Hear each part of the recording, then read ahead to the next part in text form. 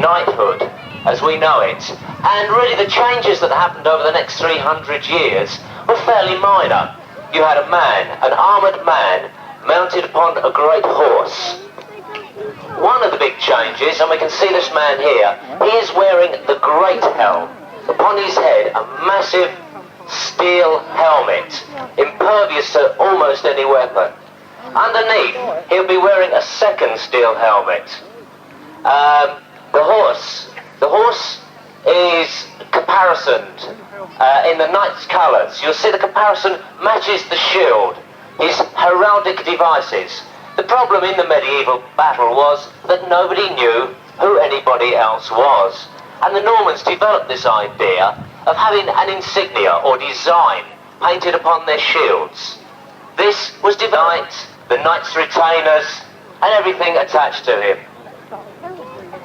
A splendid horse we have here. Most people think these are Shire horses, but in fact this is not true. Shire horses were not to be bred for another few hundred years. These are probably closer to a hunter than anything else. And here we are, gathering up to a little bit of a trot here.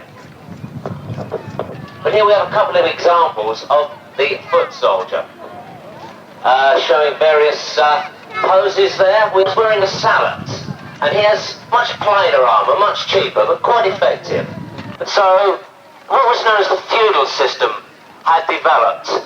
A knight would have a few armoured men with him, and he would also gather a few bowmen. And here we see the archers just warming up a little bit. We have 5 men out there. One of them is the archery captain, and the target in front of them is a loophole of a castle.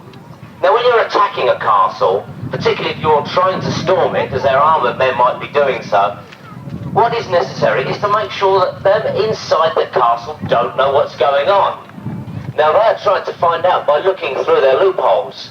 So the archers would try and keep the defenders away from the loopholes, and they would do this by what they call numbered shooting. The archery captain would get a few men to take one loophole, and then one after the other they would loose their arrows at it. So anybody trying to see what's going on outside would be at severe risk of getting an arrow in the head. So one after the other, 1, 2, 3, and here we go again.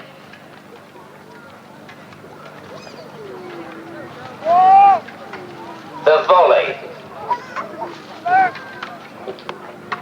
This is what is likely to be used out in the field. It was far more effective, but rather than having the archers shooting individually, but to shoot in a volley. This is a tactic that you'll see later, used by the muskets to some great effect.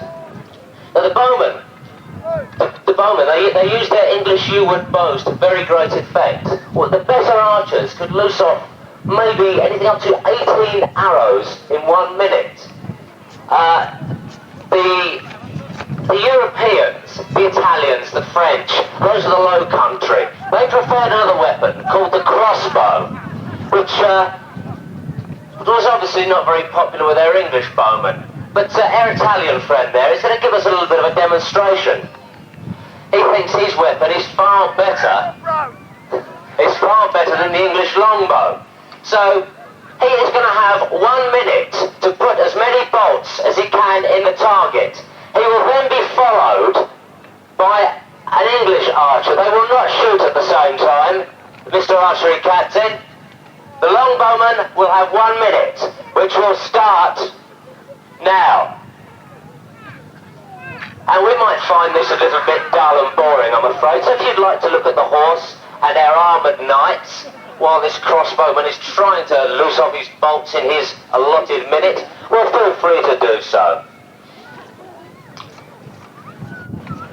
A little bit of speed out of the horse there.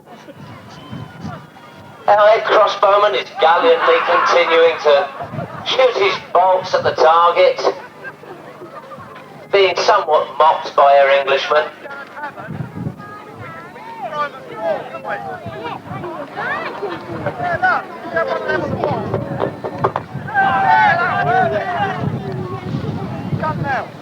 I think scare Englishmen of finding a new use for this crossbowman's bolts. They think they could have a game throwing them at a wall. Anyway, crossbowman, you have 5 seconds left. And in that 5 seconds, that's your time, sir. It's all over. In your allotted minutes, I think I saw you make 3 attempts to loose your bolt. Right, Herr English Archer, will you take your position? Are you ready? Your minute starts now. These are aimed arrows that our archer is loosing off. Chances are he's shooting at a mass of Frenchmen charging towards him. So it would not be necessary to use pinpoint accuracy, just really to get a good range. Terrible people, these longbowmen of England. They were rather uncouth and rough. In fact, it has been said that they did most of their brawling and fighting in the inns and taverns of France rather than on the battlefield. But they gave pretty good account of themselves in both.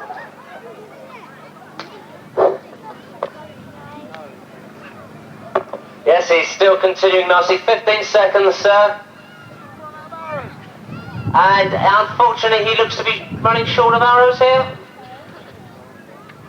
Your final 5 seconds. And how many was that, sir? How many was that within your minute? 40. Rather slow shooting. I'm sorry, but I am rather disappointed with this man. He assured me that he would loose at least 18. However,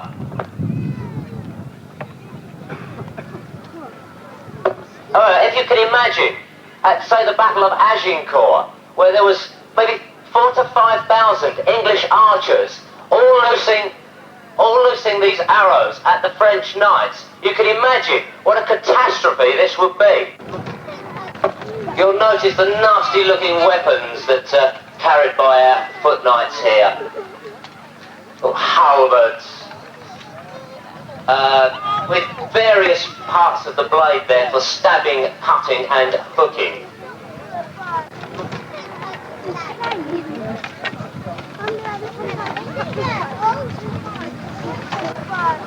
And here comes their knight with the knightly weapon, the sword.